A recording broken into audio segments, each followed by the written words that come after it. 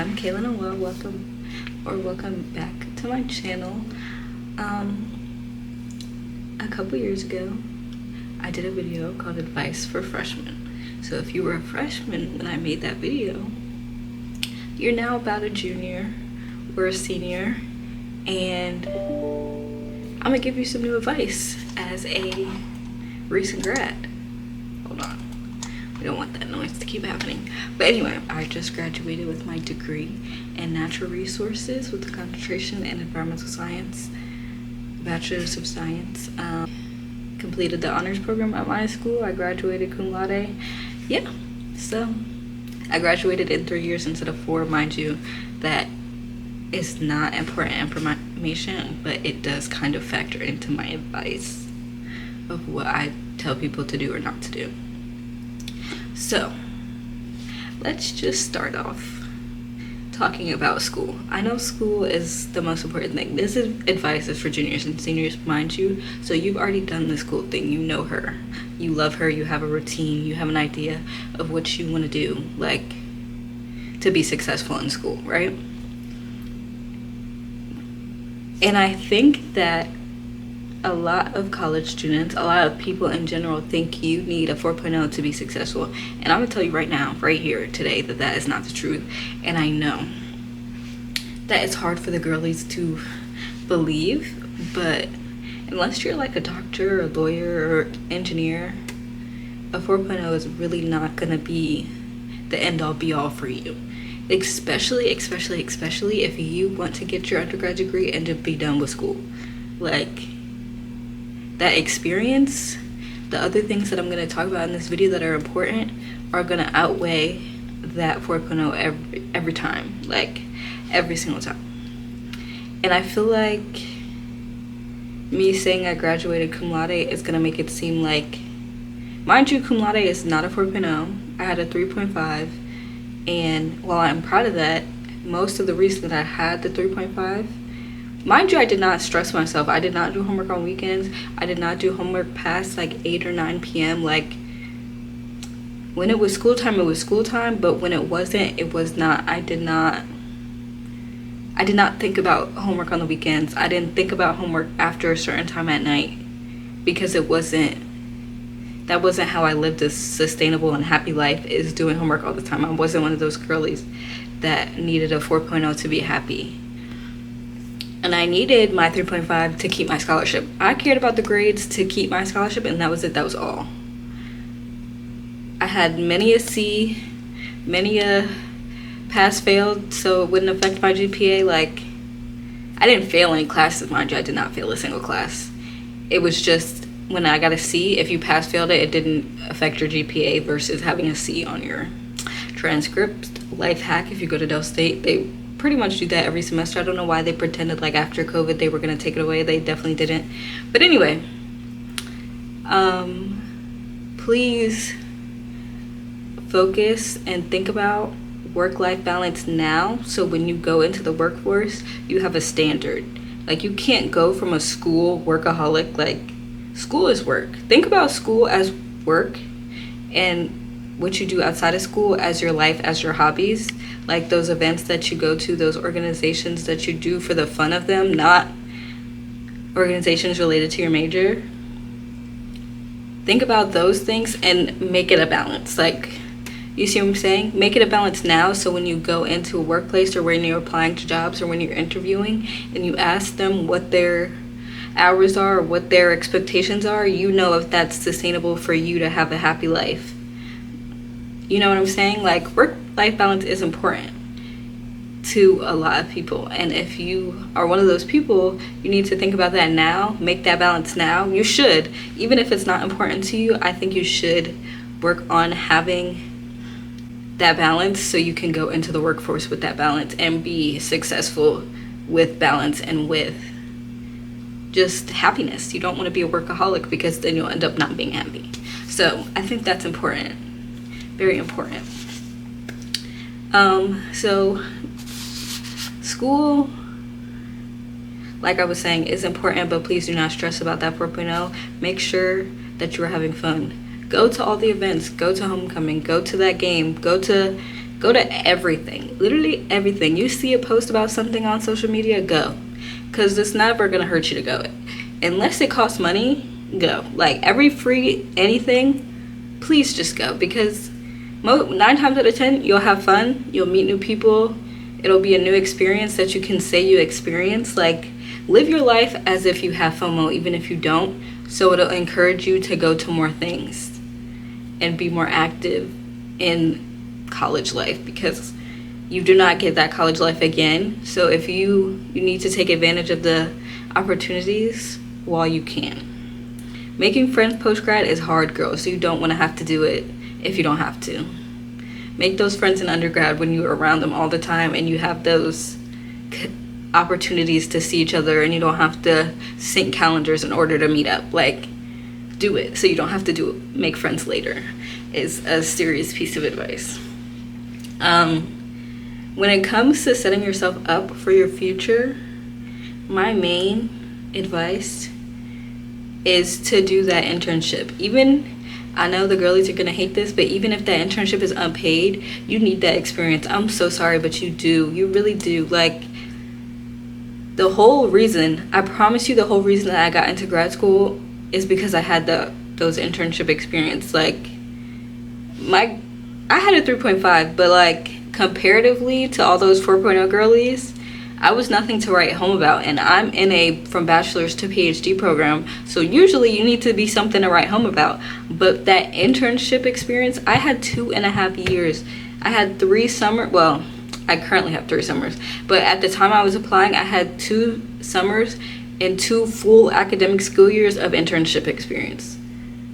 Like, I had the experience, girl, in my department, in my field. I had the experience, and I had the experience from other institutions as well, because I think a crutch you can build yourself in is you get an internship at your university and you never branch out. Please go somewhere else. Please try something different, at least for a summer, at least for a couple weeks. Like, even if it's a virtual internship, those can still be really helpful for you figuring out what you like and don't like in a certain industry or in a certain field. You see what I'm saying? That's the best part of internships, is you can find out what you like and what you don't like to do in your field.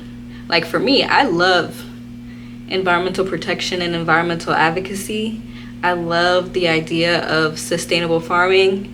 I do not love being on a boat. I do not love dealing with crabs, oysters, animals. I don't love that. And I learned that from my internship, because my first mentor, Jackie Mina, the best on the planet, shout out to Jackie, she worked with crabs. And I hated the crabs, but I loved the water quality. I loved the research components. I loved everything else except for them darn crabs. So I knew I didn't want to work with oysters, animals, any of that. The second project I worked on was mainly water quality in connotation to oyster health. Like, were these numbers in alliance with numbers that we want for healthy oysters? You see what I'm saying? So I focused on the water instead of the animal. You see what I'm saying? So it's like you get to develop your internship experience when you have previous internship experience, and that will help you when you're looking for jobs. You know what to look for, what not to look for. You won't end up being signing a contract for a job that you end up hating because you didn't know that you hated to do this because you love this field, so you just assume that you would love this job. That's not always the case. It's not a case for a lot of people, especially in STEM-based fields. Like, a lot of people want to do solely research and don't want to do the advocacy or policy part of it, or the teaching or whatever. But some people love that part instead of the research part, and want to be a facility for people to be able to do research but don't want to do it themselves. You see what I'm saying? You got to find that out. You got to figure that out. And it's better to do that in your junior and senior years than 2 years into your workforce experience, because you're saving yourself a lot of pain and suffering, if I'm being for real. With that internship experience, you should be networking. Every person you meet in your internship, you should connect with them. That's why the next piece of advice, we're segueing here, peep the segue, is LinkedIn. I know everybody, I know, what are we, Gen X, Gen Z? I don't know, Gen Z, I think. The Gen Z girlies love the social media. So use it as if it's a social media. LinkedIn is a networking social media site. Add that person that you met for 5 seconds through another person and you remember their name, add them on LinkedIn. Because you don't know who that person might know that you can connect with or what that person could possibly offer you in the future. They might post about something that somebody else that they know did, and that aligns perfectly with what you want to do. So you need to connect with every single person that you meet on LinkedIn that is in your field. I even say, like, your peers, like your college peers, just match, or not match, connect with them on LinkedIn, because you don't know who they might repost, who you might repost, and y'all can help each other without even knowing it. Like, it's really a beneficial platform if you use it. If you post about yourself, if you repost other people, if you connect with every person you meet, you can use that to your benefit. And especially in STEM fields, if you're going to conferences, if you're presenting research, if you're networking on a broader scale, that pool of people is even more beneficial, could be even more beneficial to you. And even with the networking and with the LinkedIn thing, you should be talking to people in a way that you learn. Like, you should go into every conversation trying to learn about that person and make that person feel like they are heard and make them hear you. So when you connect with them on LinkedIn, they have a good memory of meeting you and can, like, have more inclination to want to help you. You see what I'm saying? Like, I know at first, that phrase, like, a first impression is significant. I don't know the phrase, but you know what I'm trying to say. Like, when it comes to networking, you want to give your best. Like, I don't know another word for it, but you need to give the girlies everything you got. You know what I'm saying? Like, and like, I personally did not do this, but a lot of people have an elevator pitch. Like, they have a certain list of things that they want to rattle off to you in the 3 to 5 minutes that they have to talk to you in this given time. They want to be able to give you a whole full life synopsis. I never made one of those. I'm probably going to make one now that I'm in grad school and am trying to make more connections for the post-grad situation, even though I'm going to be locked in with grad school for a couple years. But I think an elevator pitch can be very helpful, and there's a lot of online resources to help you figure out what you should put in an elevator pitch, what you like, why elevator pitches can be significant, you know? So I think that can be beneficial, but you know you better than anybody else. So when you meet somebody, you know, based off the situation, based off the vibe, what should be talked about and what shouldn't be talked about. If they simply are just like, tell me about yourself, that's when an elevator pitch could really hit, because you know what to say. You have a memorized 2-3 minute little spiel about yourself to just say to that person if they're like, tell me about yourself. So that could be helpful with networking. And obviously, but might not be obviously, get a business card. I don't personally have one right this second because I lost my keys a couple weeks ago. That's a traumatic experience for another time. But I personally recommend these things called Dot. It's called Dot. And it basically, you know how your phone has that little sensor that you can just like tap your card and stuff and it'll come up? It's exactly like that.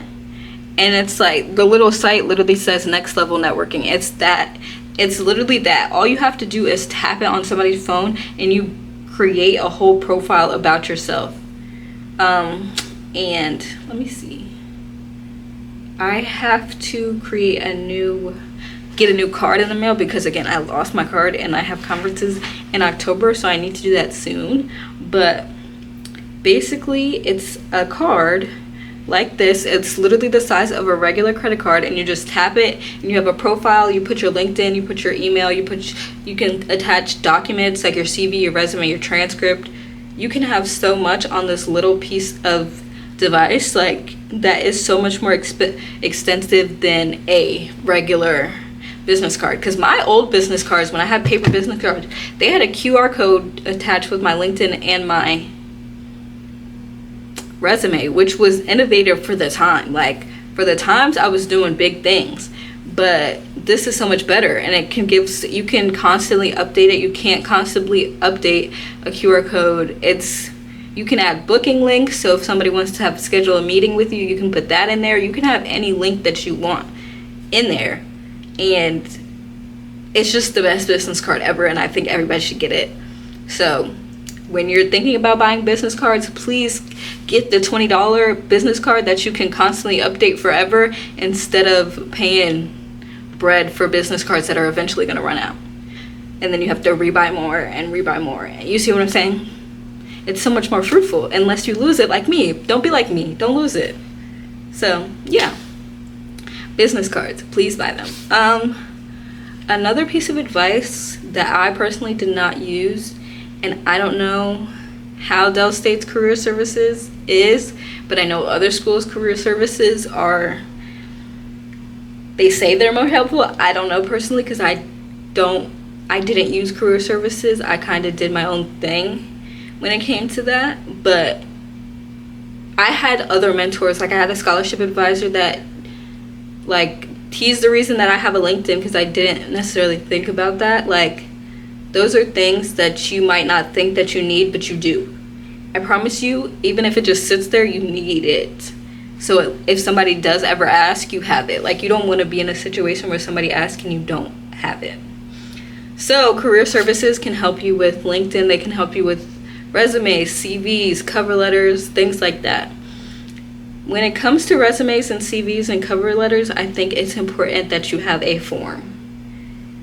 And I say a form because you want to start, if you are applying for jobs and not doing the grad school route, you should be tailoring your resume to that job description, highlighting things that you know they want to see in a candidate for the position. All your cover letters should be specific to the job. Like, that's why you should have a form, because a form you can just edit, put the little things in the places where they best fit for the job description, and it's a lot faster than creating a whole new resume each time. Some people do that. Some people love it that way, so they know that they are doing it in a way that, como se dice, is specifically for that job, but that is a lot more time consuming, in my personal opinion. One thing I want to talk about real fast is the difference between a resume and a CV.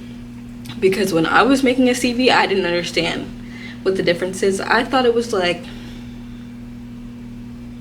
biscuits and scones. Like, Americans call a biscuit, but the UK calls our type of biscuit a scone. You know what I'm saying? That's what I thought it was, but it's not. A CV is very detailed. Like, you know how a resume, you usually want it to be one page and with like highlights, quick facts, most recent attributes or whatever, right?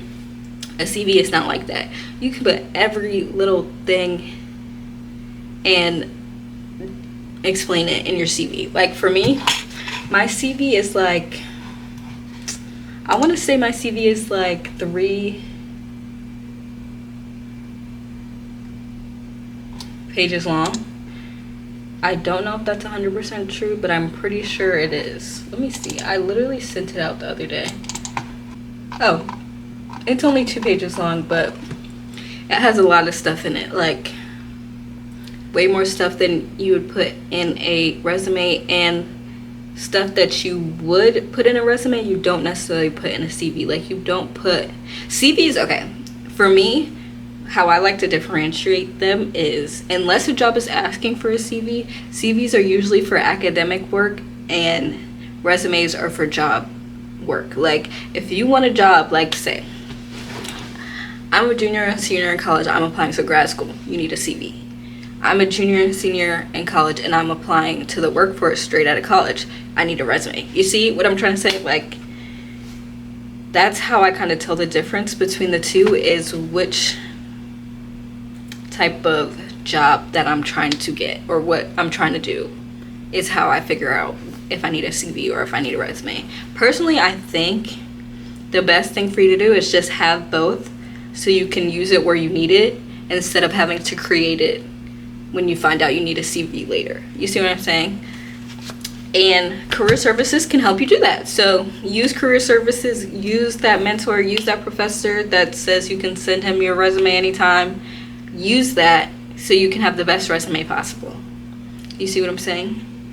I think that's really, really, really, really important. If you're over 21, take a shot every time I say, you see what I'm saying? Because I kind of say it a lot and I don't know why that is. Another piece of advice, I'm gonna take a quick snack break and we'll get back to it. Okay, next piece of advice for juniors and seniors is in relation to jobs, kind of, but like just in life. I think now, while you're still in school, while a lot of these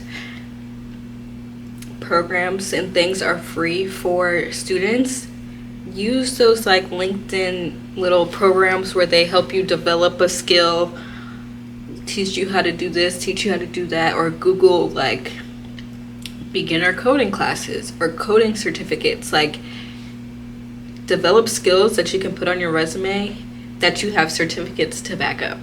So like, you literally can Google certificates in XYZ, certificates in marketing, certificates in natural resource management, whatever it is that you do. Usually more for like business, comp sci type jobs, data science, things like that. They have more options, but I'm pretty sure for everything they have certificates that you can get. And again, a lot of the time they're free for students. Do those programs, get those certificates, because those are skills that you can put on your resume that you can make yourself more marketable to companies.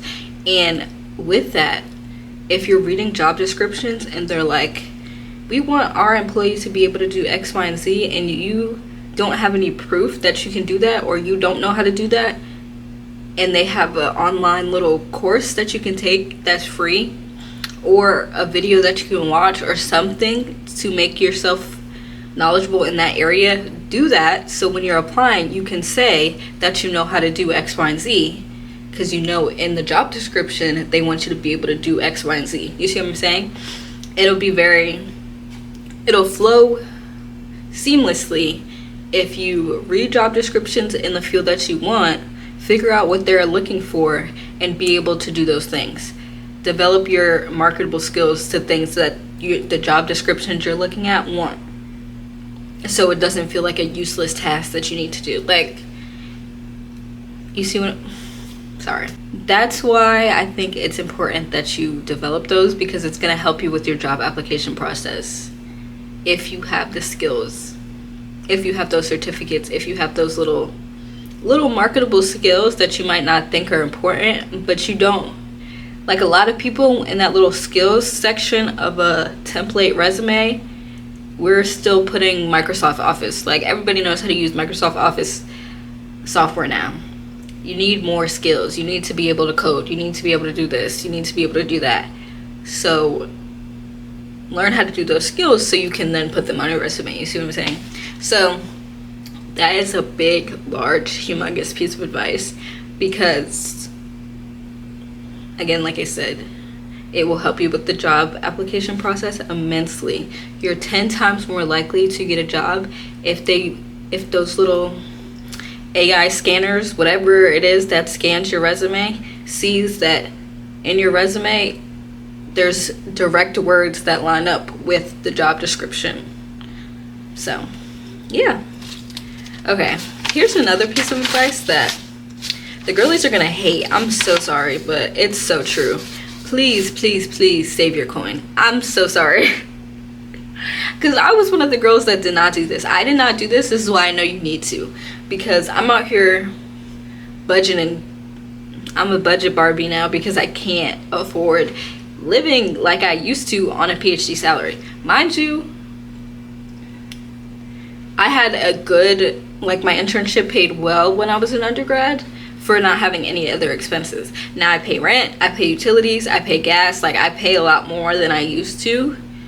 So budgeting is essential, but when you're in undergrad, I also think you should have a budget so you limit yourself more, because I know a lot of people, like me included, didn't limit ourselves because we just had money and nothing to spend it on.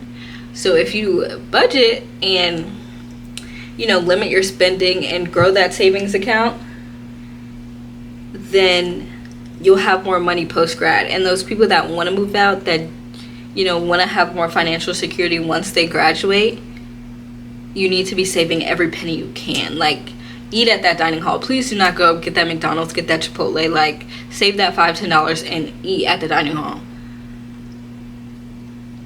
Little things really add up when it comes to saving money. Like, it really does, and I think it's really important that you save money. Don't buy those new shoes. Unless the shoes that you got don't work, don't buy those new shoes. Don't buy that new Telfar. Don't buy them new clothes. You will be okay. Like, it's not the end of the world if you don't have the newest pair of shoes, the newest bag, the newest whatever. Like, and I went to the HBCU, I saw the girlies with the newest thing, with the newest that, and nobody ever made anybody feel bad when they didn't have it. Like, if you don't got it, you don't got it, and that's okay. Like, you know what I'm saying? And the people that did, it's not worth it. Like, it's not worth it to get upset or get hurt about people that make you feel bad about not having the new Telfar. Like, you will be okay, and they will realize that it's not that big of a deal, hopefully sooner rather than later. So save that money. Wear them same 10-15 outfits that you had. Like, nobody cares. It's really not that serious when you're in college. My biggest advice is to not buy the clothes, buy the shoes, buy the bag, spend the money. If you have a meal plan, use the meal plan. Don't buy food out. If you're gonna spend money in college, it should be on experiences. Like, if the whole gang is going to the beach and you need to pitch in $20 for gas, that's when you should be spending your money. If the school is having a concert and it's people that you like to listen to and it'll be a great experience if you go to that concert, that's when you should spend the $50. Like, you see what I'm saying? It's a lot better if you spend money on experiences rather than the bag, the shoes, the purse, the food. You see what I'm saying? Like, for example, I did a study abroad in Belize, video tagged above, but people had to spend money on a passport if they didn't already have a passport, right? A passport is like, I want to say max $150. But if I'm spending all my money on clothes and shoes and bags, I might not have that $150 to go on a free study abroad experience. Like, free in other ways. Like, the lodging was free, the food was free, the flight was free. Everything else for me was free, and everybody else that went to Belize. But if you didn't have a passport, you had to buy a passport. And if you didn't get a passport, you couldn't go, because it was Belize. It's a different country. You need a passport. So things like that, having money to do things like that will set you up. My camera just paused, but yeah, save money. That's that. Save money, please. Okay, we're gonna transition back to school related advice. We already talked about LinkedIn, we talked about your resume. Now it's time to think about those references.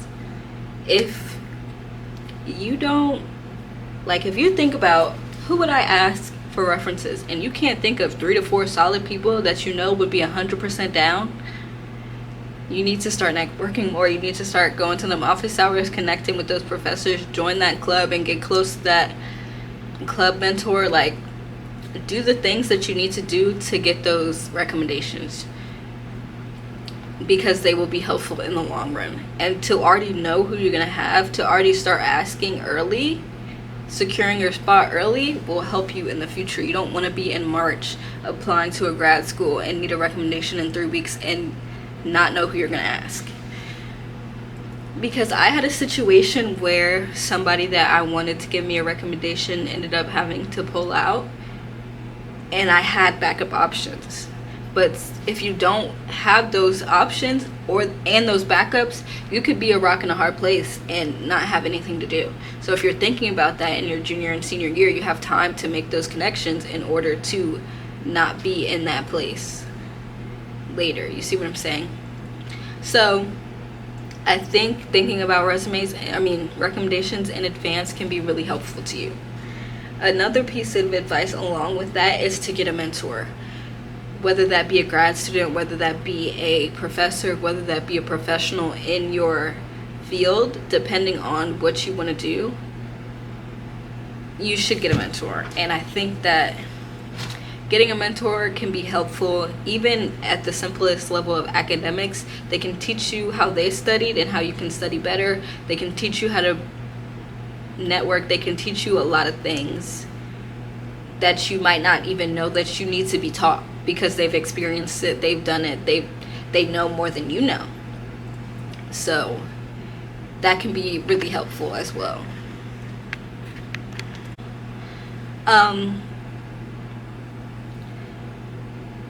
Mentoring also goes into networking. Like, the connections you made while you were networking is who you should be looking at for a mentor.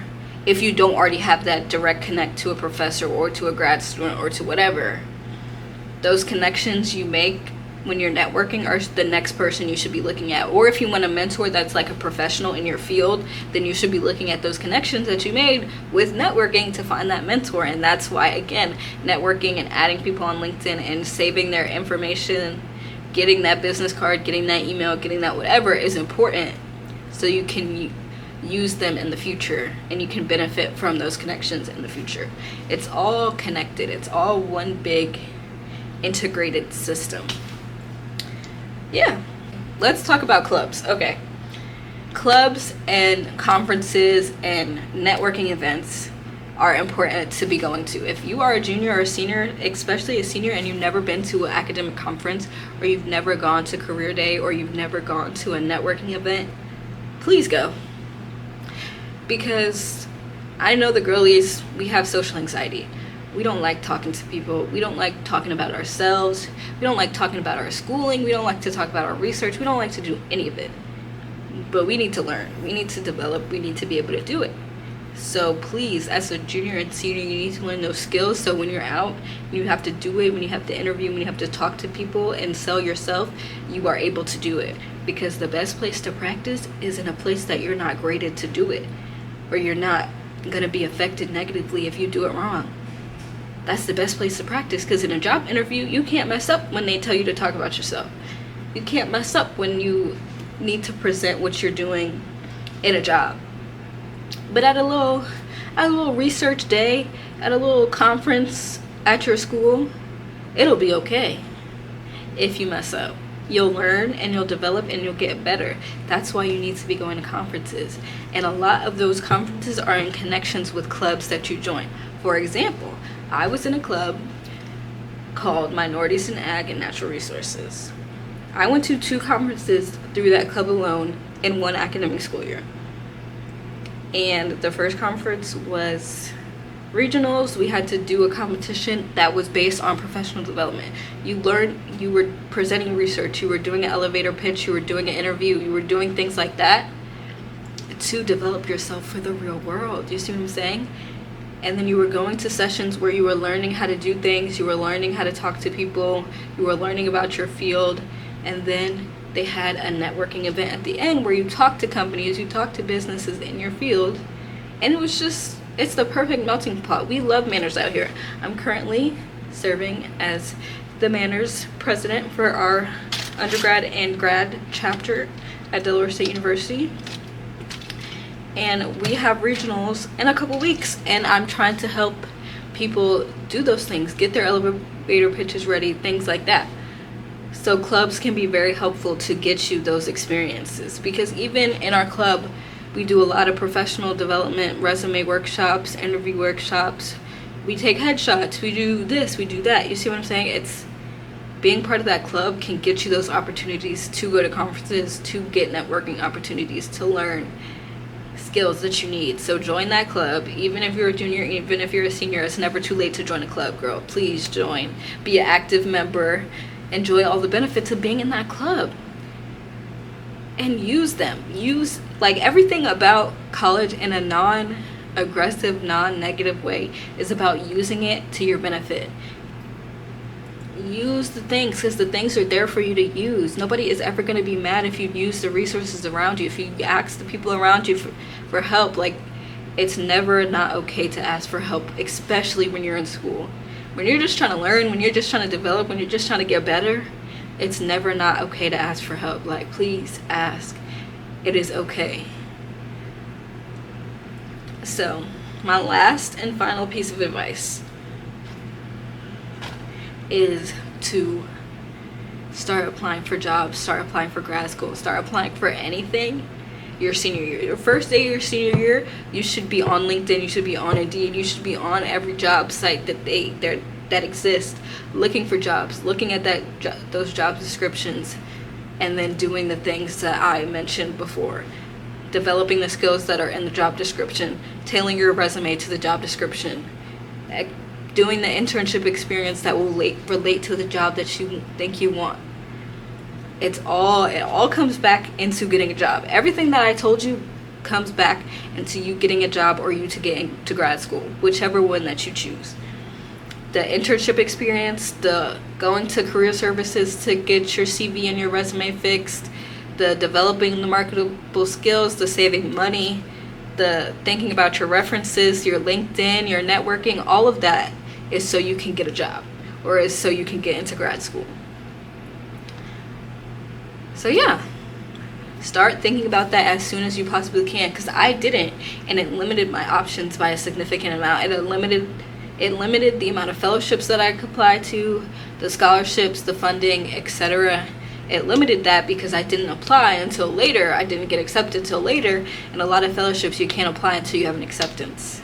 So yeah, like, I didn't find out the fellowship that I was gonna get, the funding, how I was gonna pay for school until about 2 weeks ago.